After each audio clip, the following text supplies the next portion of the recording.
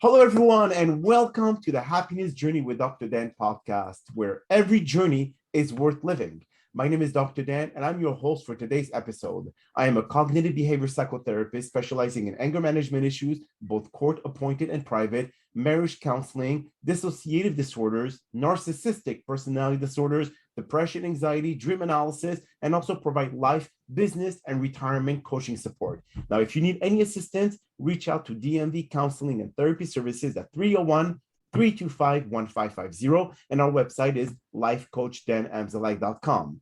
Today, I'm very excited to have at our podcast on season 3, episode number 3, a very special guest and author of Finding You, Steve Vincent. Now, just like every of my past episode, I will leave it up to the guests to properly introduce themselves, as no one can do a better job. Steve, the floor is yours.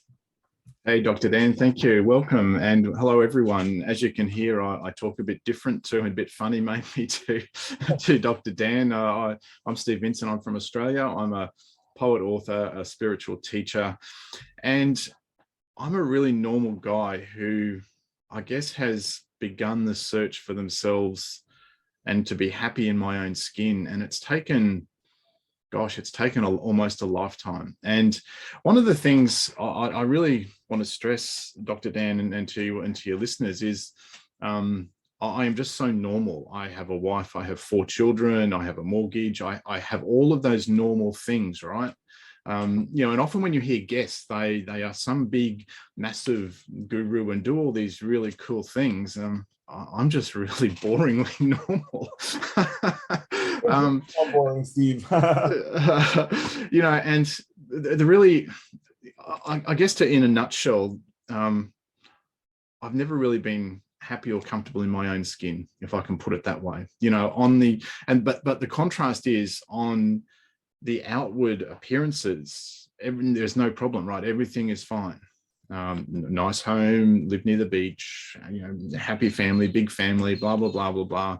I have a nice life that I've built from the different careers that I've had. But I got to a certain point and it was kind of like looking outside of myself was not making me happy. The new car, the nice house, all of those things. I got to the stage where I started looking deeply within me, because my previous career was as a high school teacher, faculty head, and vice principal. And, that's a tough job. And you're dealing with a lot of people, a lot of energies and all those sorts of things. And that, in a way, that wore me out. But it also was a reflection of the fact that I just wasn't happy with who I was and where I was at. And so I then spent 10 years as a writer, a copywriter, a commercial copywriter, writing ads and sales letters and all those sorts of things. I still do a bit of that, working with business owners, and everything was fine. I was really, really good at it. I'm really, really successful, made a lot of money. I've traveled the world twice with my family. I take 4 kids on a around the world holiday, a cruise in the Caribbean and a transatlantic cruise and trips to Disney World and things like that in your part of the world in Florida.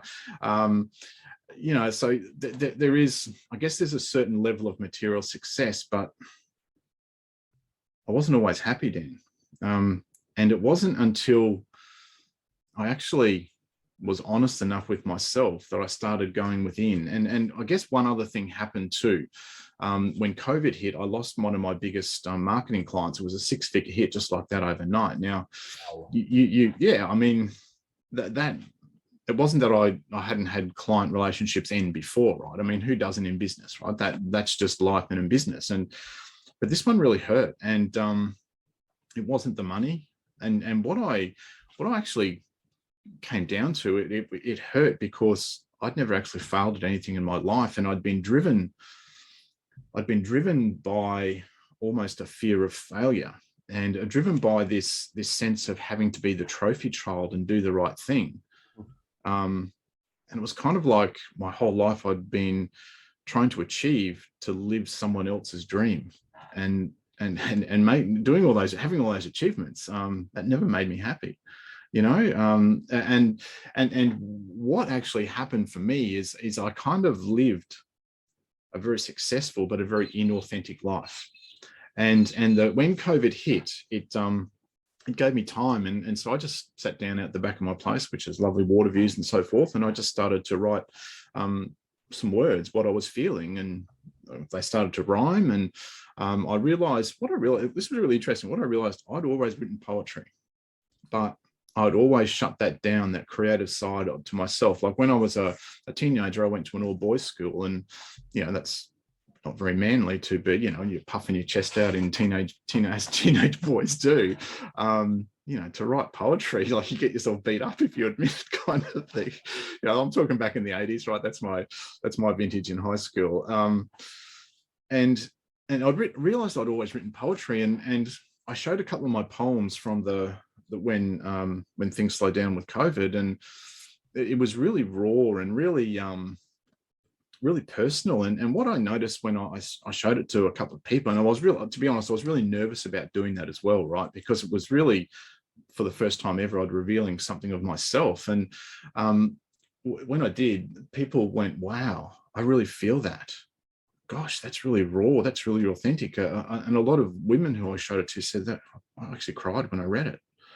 And if it's just one or two people, it could just be like your family being nice or your closest friend being nice, right? But when I showed it to a wider audience, they just went, oh wow, you've got to write more, and then you've got to publish this. And so I never set out to write a book of poetry. I never set out to do anything. It was just me and my thoughts and my rawness, and me looking within, trying to find, I guess, the reason for my discontent, because I had no physical outward reason to be discontented with my life. And I think a lot of us in the Western world in particular, we all have that to a degree, because we have generally a really nice life, right? Outwardly. Yet inside we're unhappy, we're dying, we're dark, whatever it might be. And I certainly faced that in COVID was a wonderful, wonderful gift to me, because it helped me to, I guess, finally stop, finally go within, finally be honest with myself and not wear a mask that I showed the rest of the world. Finally, it was the real me coming out, not the mask that I wanted to show the world. And one of the things I've done is I've delved deep into our shadow self, and each of us carries a shadow, the part of us that we show the world, and the shadow part of us. And the shadow part of us is all the stuff that we don't want to show the world, that we've shoved back down in there, like our jealousies, our pettiness, our shame, our embarrassments, our fear, all of those sorts of things. And being a trophy child as such, I never wanted to show that to anyone, because showing that, who wants to show that you're jealous and petty? I certainly didn't. It was confronting. And it was only that I started to look at that stuff and started to love those parts of me, because if we ignore those parts, because they feel yucky, if we ignore those what we call negative parts of ourselves, we're kind of denying part of who we are. And one of the things I've really delved into with looking at my shadow is learning to love all of me, because one of the things I've observed with myself is that when I felt a negative emotion, say it was jealousy, I would feel it, and feel it deeply, because I'm an empath, right? And I didn't know I was an empath until a couple of years ago, right? And I was like, oh, okay, that explains a lot. All right, that's why you're so weird and feeling and up and down and all those sorts of things. So just say it was jealousy. So what my life pattern would be, oh, I feel really bad about that. But I would deny that it was actually part of me, because I didn't, when I'd put a smile on, no, everything's fine, it's all right. And that's a lifelong pattern, right? And instead of in the moment of being able to accept that, yes, I was jealous, yes, I was petty. I'll give you an example. There's I have one of my favorite cafes, and it's got a lot of books and crystals. It's a woo-woo type shop, as we could call it, like that. And I used to love going there, and my book is in a number of local stores, and I offered it to them to carry, and they rejected it. And that hurt. I love you guys. Don't you guys love me back? And I had a friend not long after that say, well, let's go to this particular cafe. and and grab a coffee. And I said, I don't go there anymore. And they said, what do you mean? And I said, well, they're not supporting me. They're not taking my book. So why should I go there and spend my money there and support them? And they went, gee, isn't that a little bit churlish and childish and petty? And I said, no, it's not a little bit churlish and childish and petty. It's 100% churlish, childish, and petty. And I own that, right? They're my feelings. I own that. And I'm loving those feelings of me because they are part of me. I'll go for a coffee with you, but I ain't going there. And I've never been back there. And I am quite happy being petty, churlish, and childish about that. And why should I spend money with them? They're not going to support me, Absolutely. And yeah, so that's an example of the I guess the old me, if I could put it like that, would have gone, yeah, let's go there. And I would have smiled at everyone, but I would have walked away from there feeling miserable and terrible because I denied that part of me. Yet I was able to accept those childish, petty, churlish feelings of my as part of me. Mm-hmm. And I was okay with that. And I was okay to take the mask off and just be raw and real with whatever came. And that was one of the things I think that I've really learnt, Dr. Dan, over the years, is that I've never actually had the courage to be honest about how I'm feeling in a moment. And by suppressing all of that has not served me. You know? Yourself as a highly sensitive person, Steve? Yeah, totally. I'm highly sensitive. I'm a deep feeler, a deep thinker. Here's the duality of that as well. Like all my life, I'd suppressed that because I saw it as weak. But I realize it's also my superpower because it allows me to connect with people.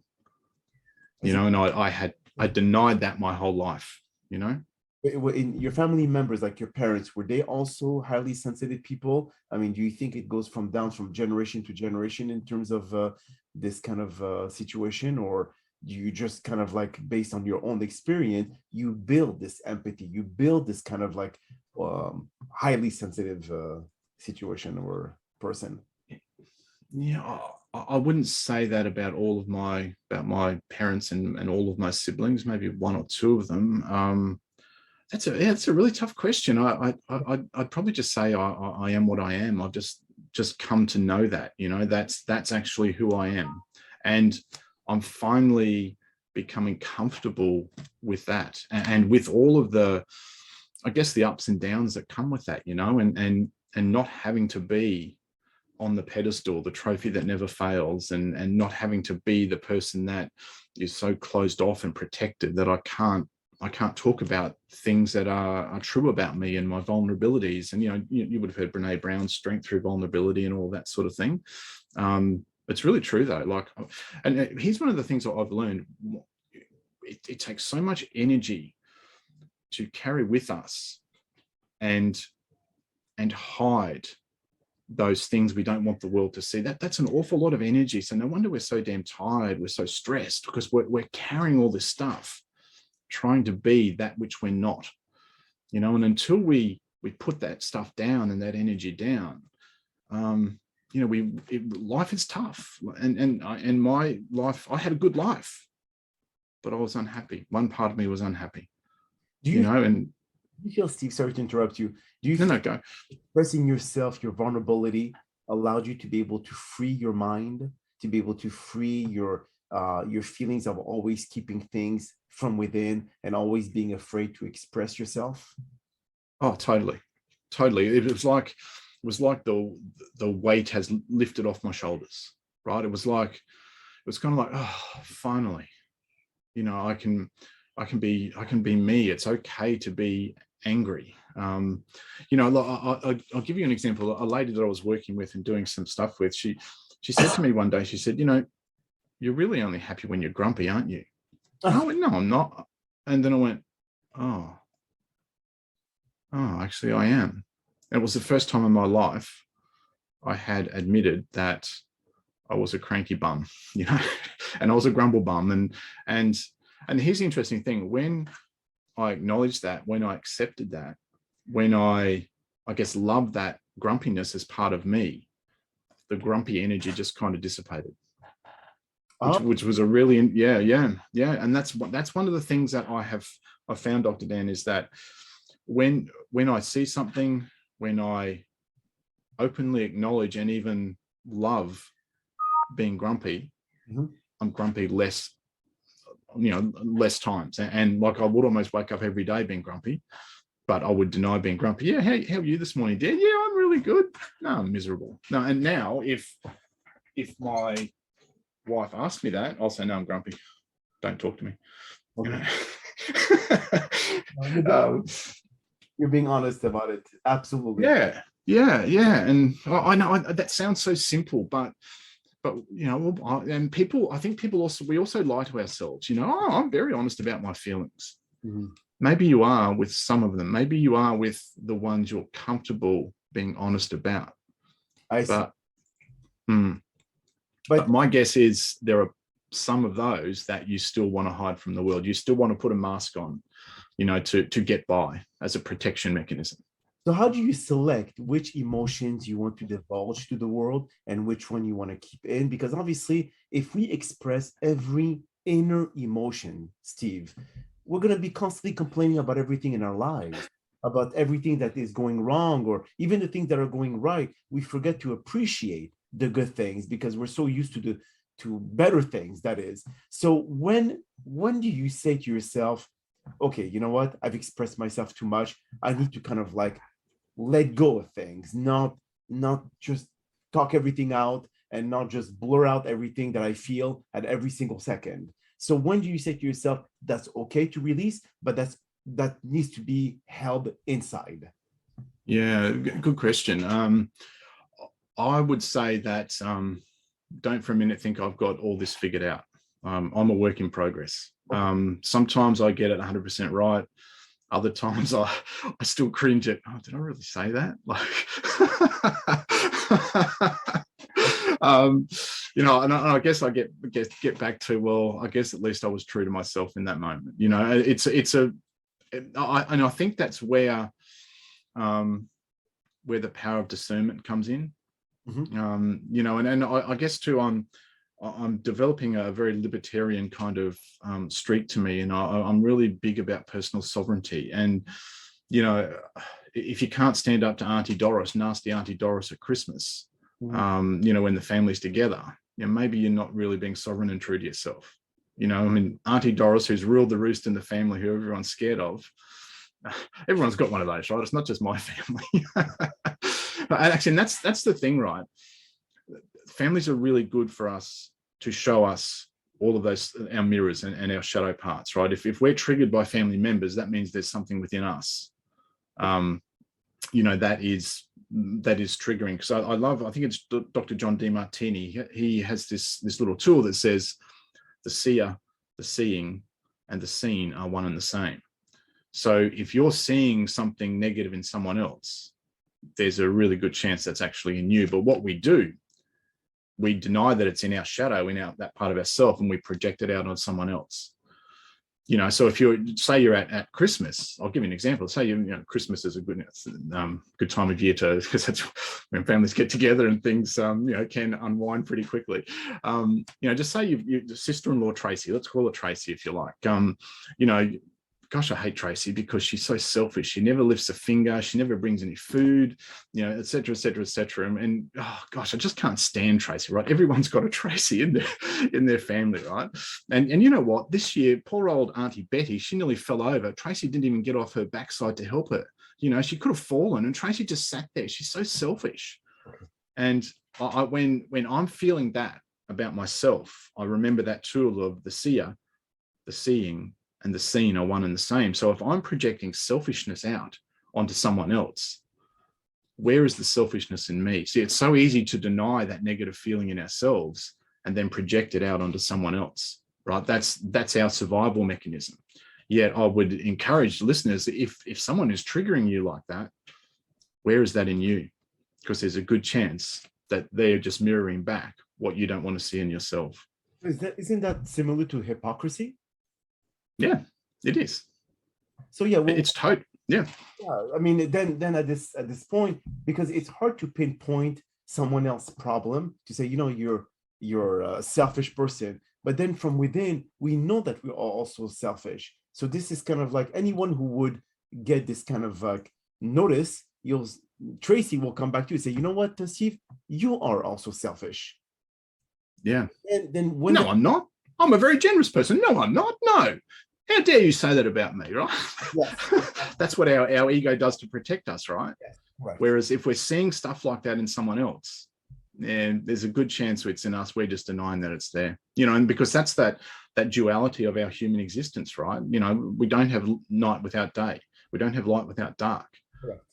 So we don't have generosity without selfishness. We are all of those things. And yet we deny that we're selfish. It's easier to project that out onto someone else. I see.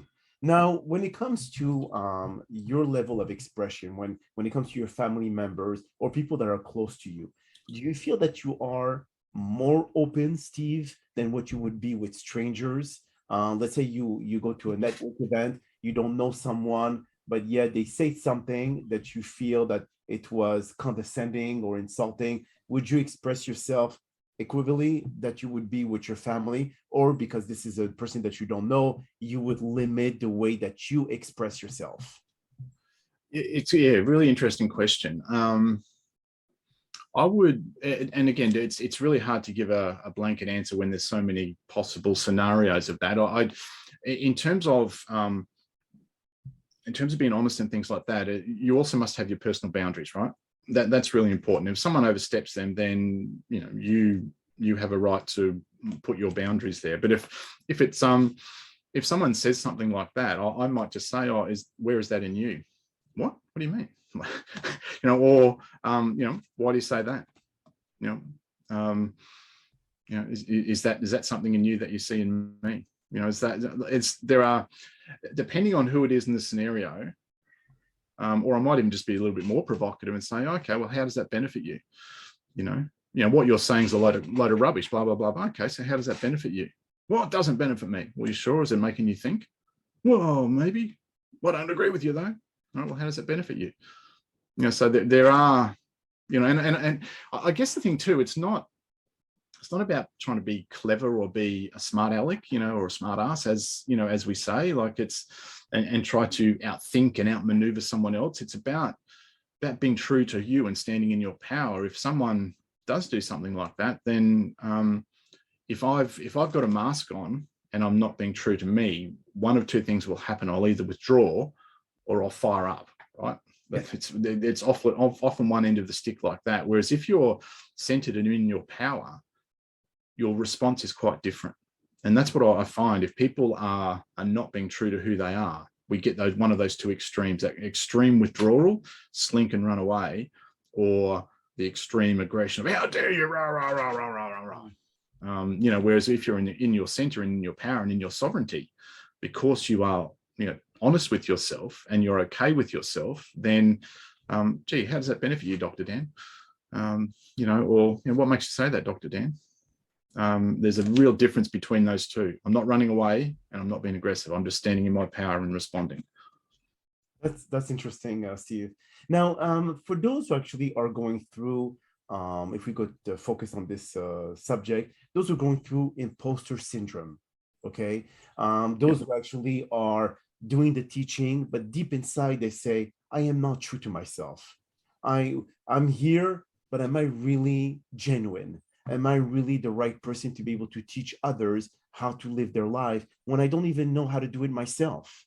So do you feel that you went through some similar situation as imposter syndrome, and you felt that you didn't fulfill every aspect of your life, and this is where you second guess yourself? Yeah, wow, that's a really interesting question. Here's where I think imposter syndrome comes in. When you try to be perfect, when you put on this mask of I've got this all together. Okay. Right. I say quite, and I guess it's the strength and vulnerability thing.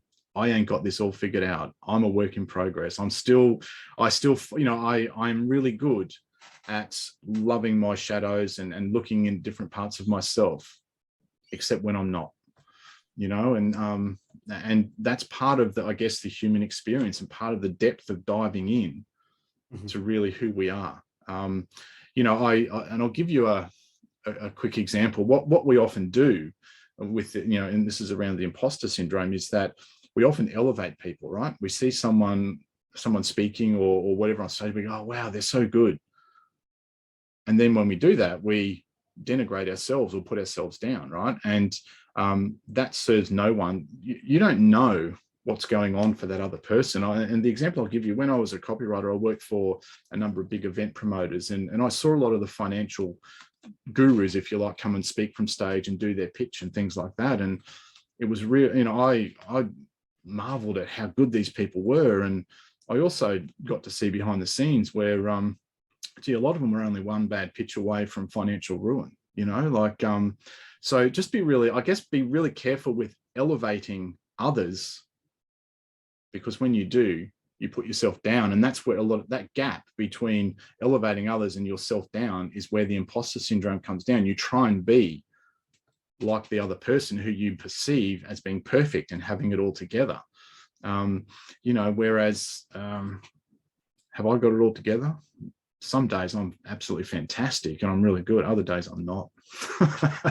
And I guess when I work with people too, one of my favorite sayings is, the gurus are always right, except when they're wrong. Yeah. That's a good point. In your book, Finding You, Steve, Yep. all the poems, are they an expression of what you've experienced in your past life? One would say past life, not when you died and relive, but more of your past thoughts of how you saw yourself, how you felt when you kept things inside. Is that an expression of your own experience? Yes. Yeah. That's a really interesting question. Yes and no. The yes is there's a lot there that are really personal. And probably the apology to my kids is a really emotional poem, which is about, gee guys, I'm sorry I've messed you up. I didn't have this life thing figured out until now, and it's kind of too late because you're 18 and 20, up to 25. The imprint period is a long gone kind of thing, and so there are parts like that, but there's other, I guess, like the first poem in the book, A Note from an Old Man, which tells the story of, gee, I wish I knew this stuff when I came to my life, and then I wouldn't have made so many mistakes, and then there's others about, when Gaia talks, and I also believe one of our, the reasons we are all very unhappy with life is we've disconnected from nature. We've disconnected from the source of all things. And so when Gaia talks is a poem about that humanity's disconnect from nature. And that's one thing I try and do. I live near the beach, so I try and get to the beach and walk every day. Again, I would love to, Dan, I get there every day. I go and meditate for 2 hours under the tree and love, and it's all Zen, but I'm a normal person, and I probably get to the beach. It's 5 minutes drive away, but I get to the beach maybe 3 or 4 times a week. I would love to go. In fact, if I could just live on the sand, I'd be really happy, but that's not realistic in life, right? So, so it's both. It's what.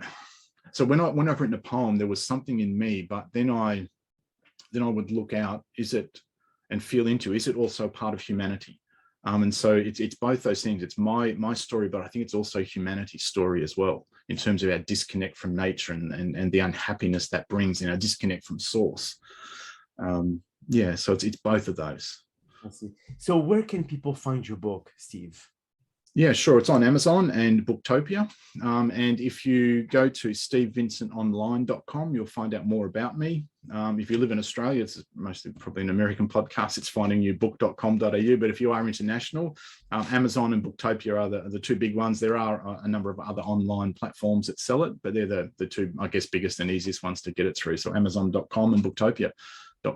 And stevevincentonline.com is where you can find out more information about me and all of my mistakes and mess ups and all of my humanity, right? My darkness and my light, because we're all like that. We all have those things. It's not, that's just the human experience. And until we love those dark parts of ourselves, we're kind of trapped in this falsehood of just light. Yeah, like a matrix. Yeah. Yes, absolutely. Yeah. Well, Steve, that is all the time that we have for today's episode. I really do appreciate you taking the time out of your busy schedule to join us, especially living in the opposite side of the world in Australia. Thank you for participating and inspiring our many listeners with your incredible story. Now, we hope that you have all enjoyed today's episode, and I'm very excited about the many upcoming guests that we have scheduled for season 3 of the Happiness Journey podcast, filled with inspirational stories just like the one that you listened to today. Now, here are a few concluding words of wisdom. As a single footstep will not make a path on earth, so a single thought will not make a pathway in your mind. To make a deep physical path, you need to walk again and again. To make a deep mental path, you must think over and over the kind of thought that you wish to dominate in your life. So, what thought will you choose in your private life? The choice remains yours. So, choose wisely. My name is Dr. Dan Amzalag, and you may all keep pursuing your amazing journey in life.